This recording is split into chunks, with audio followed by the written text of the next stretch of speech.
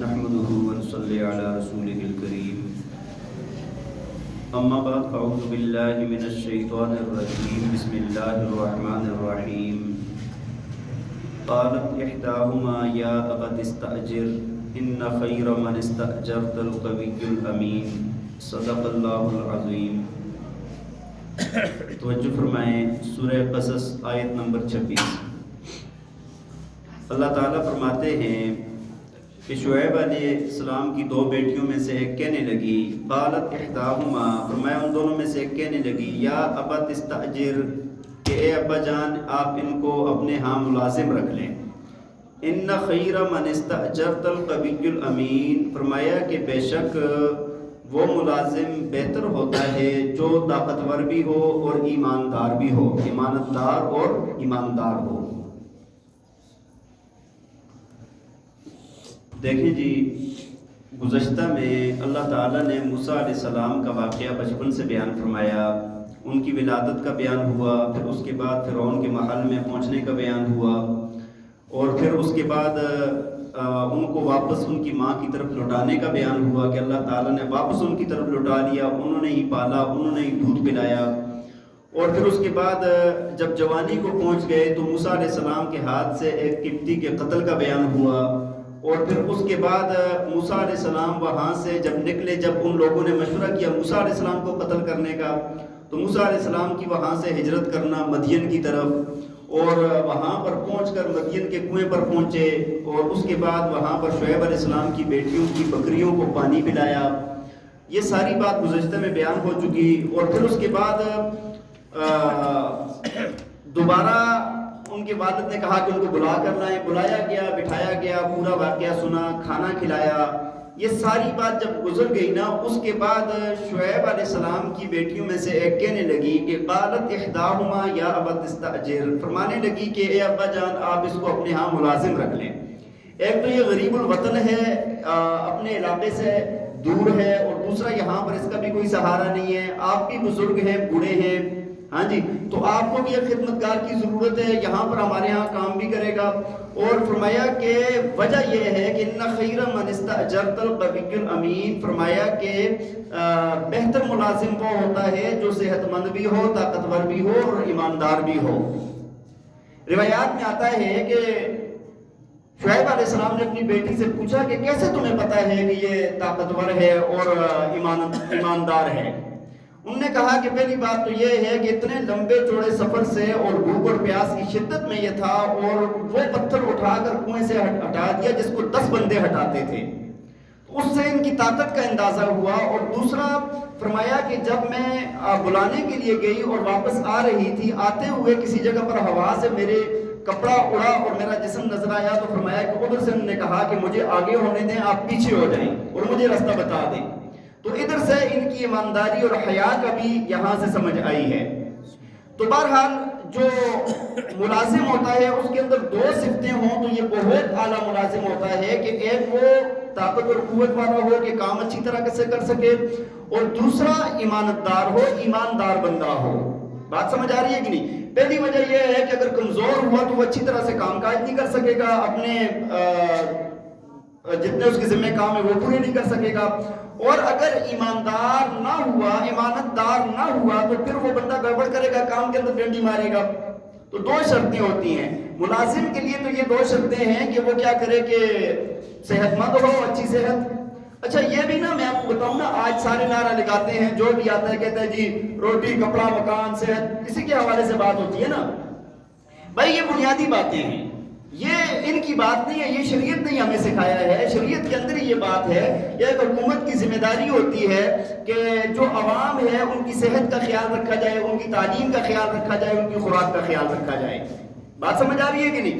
تو لیکن وہ کام نہیں ہو رہا، وہ چیزیں نہیں ہو رہی۔ اتنی تعلیم کا دینا کہ جس میں وہ بندہ اپنے حلال حرام کو پہچان لے اور اچھے برے کو پہچان لے، یہ فرض میں سے ہے۔ بات سمجھ آ رہی ہے کہ نہیں؟ جس طرح نبی پاک صلی اللہ علیہ وسلم نے فرمایا کہ طلب العلم فریضۃ علی کل مسلم و مسلمۃ، فرمایا کہ علم سیکھنا ہر مسلمان مرد اور عورت پر کیا ہے؟ فرض ہے۔ تو یہ ایسا علم کہ جس میں اچھے برے کی تمیز کر سکے اور اچھے برے کو پہچان سکے، ایسا علم، تو یہ بھی حکومت کی ذمہ داریوں میں یہ کام آتا ہے۔ تو بہرحال اچھا جو ملازم ہوتا ہے اس کے ذمے کیا ہے کہ اچھے طریقے سے کام کرے اور ایمانت داری کے ساتھ کام کرے۔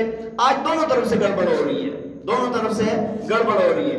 جو کام لینے والے ہیں وہ ٹھیک طرح سے، اگر آپ پوچھیں نا جتنے بھی کارخانوں میں کام کرتے ہیں، دیہڑیوں پر کام کرتے ہیں، لوگ اچھے طریقے سے اجرت نہیں دیتے، اچھے طریقے سے اجرت کم اجرت دیتے ہیں، جتنا ان کا حق بنتا ہے، جتنا کام کرتے ہیں اتنی اجرت نہیں ملتی۔ اور جو کام کرنے والے ہیں نا وہ بھی گڑبڑ کرتے ہیں، وہ بھی ڈنڈی مارتے ہیں، جو ان کے ذمہ کام ہوتا ہے وہ بھی پورا نہیں کرتے۔ بات سمجھ آ رہی؟ تو ہر ایک کو ایک دوسرے سے شکوہ ہے اور ایک دوسرے سے شکایت ہے کہ بھائی لوگ ہمارے حق، لیکن اپنے حق ادا کرنے کے لیے، خود کام کرنے کے لیے کوئی بندہ تیار نہیں ہے۔ تو بہرحال یہ ذمہ داریوں میں یہ بات آتی ہے کہ اچھے طریقے سے کام کیا جائے اور اس کی اجرت پوری دی جائے، اجرت پوری دی جائے۔ بہت سارے ایسے میں نے دیکھے ہیں، بہت سارے لوگ ایسے ہم سے ملے ہیں کہ بھائی جو کمپنی ہے، کارخانہ ہے، اس کی اجرت تو زیادہ ہے، لیکن جو آگے دینے والے ہیں نا، جو ان نے بندے رکھے ہوتے ہیں نا کہ منیجر وغیرہ دوسرے تیسرے، وہ بیچ میں سے بہت ساری کاٹ جاتے ہیں، بہت ساری کھا جاتے ہیں۔ تو بہت سارے پھر وہ بھی ڈنڈی مارتے ہیں، پھر جدھر سے ہاتھ پہنچتے ادھر سے وہ گڑبڑ کرتے ہیں۔ تو ایسے یہ سارا نظام اس وجہ سے گڑبڑ ہے۔ تو بہرحال فرمایا یہ دو صفات ان کے اندر ہیں۔ تو شعیب علیہ السلام نے آگے سے فرمایا قال انی اريد ان انكحك احدى ابنتي هاتين على ان تأجرني 8 حجج۔ ان کو کہیں 2 منٹ صبر کر لیں، انہیں کہیں درس ہو رہے 2 منٹ صبر کر لیں۔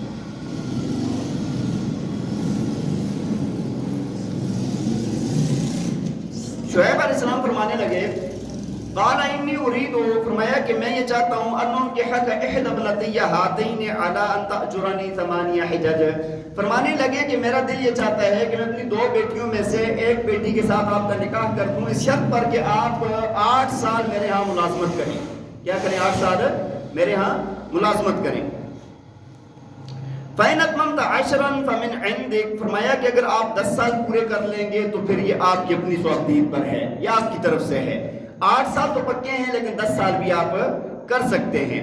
وَمَا أُرِيدُ أَنْ أَشُقَّ عَلَيْكَ، اور کیا فرمایا کہ میں یہ نہیں چاہتا کہ آپ کے اوپر کوئی مشقت ڈالوں۔ سَتَجِدُنِي إِنْ شَاءَ اللَّهُ مِنَ الصَّالِحِينَ، اور میرے بارے میں یہ ہے کہ انشاءاللہ آپ مجھے پائیں گے نیکوں میں سے نیک، آپ کے ساتھ اچھے معاملات کرنے والا۔ بات سمجھ آ رہی ہے کہ نہیں؟ تو یہ بات جب ہوئی نا بھائی، ایک بات تو یہاں پر یہ جو شعیب علیہ السلام کی بیٹیاں تھیں نا، 2 بیٹیاں تھیں، ان میں سے جس بیٹی کے متعلق فرمایا تھا نا، ان کا نام تھا صفورہ۔ ان کا نام کیا تھا؟ صفورہ، اور انتہائی سمجھدار تھی، انتہائی سمجھدار ترین یہ خواتین میں سے۔ حضرت عبداللہ بن مسعود رضی اللہ تعالیٰ عنہ فرماتے ہیں، فرمایا کہ 3 لوگوں نے بہت اعلیٰ فیصلہ کیا، بہت زیادہ ذہانت کا مظاہرہ کیا۔ ایک تو یہی ہے کہ جنہوں نے یہاں پر موسیٰ علیہ السلام کو دیکھا، ان کی ایمانداری، ان کی وہ ساری چیز دیکھی، اور ایک اللہ کے نبی کو وہاں پر پہچان لیا انہوں نے، اس کے لیے مطلب رستہ بنا دیا انہوں نے۔ اور دوسرا جس نے حضرت یوسف علیہ السلام کے متعلق فرمایا تھا کہ ہم یا تو اس کو اپنا بیٹا دے بنا لیں گے یا نفع ہمیں پہنچائے گا، اس کو خرید لیتے ہیں، جن نے خریدا تھا وہ۔ اور تیسرا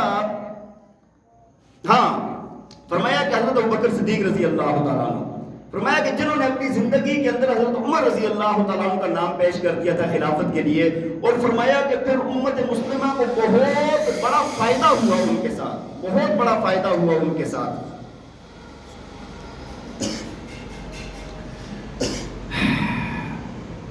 بہرحال آگے فرمایا قال ذلك بینی و بینک، فرمایا کہ یہ میرے اور آپ کے درمیان میں یہ معاہدہ ہے۔ موسیٰ علیہ السلام فرمانے لگے ایما الاجلین قضیت فلا عدوان علیک، فرمایا کہ دونوں میں سے جو بھی مدت میں پوری کر لوں میرے اوپر کوئی دباؤ یا کوئی ایسی بات ہے، کوئی عدوان نہیں ہوگا، کوئی تعدی نہیں ہوگی۔ یعنی میں چاہے تو 8 سال پورے کر لوں، چاہے تو 10 سال پورے کر لوں۔ روایات میں آتا ہے کہ موسیٰ علیہ السلام نے 10 سال پورے کیے تھے۔ واللہ علی ما نقول وکیل، اور فرمایا کہ اللہ تعالیٰ اس بات پر نگہبان ہے جو ہمارے درمیان میں بات ہوئی ہے۔ اس کا نگہبان کون ہے؟ اللہ کی ذات ہے۔ اللہ ہمیں عمل کرنے کی توفیق عطا فرمائے۔ بند کر دیں یار۔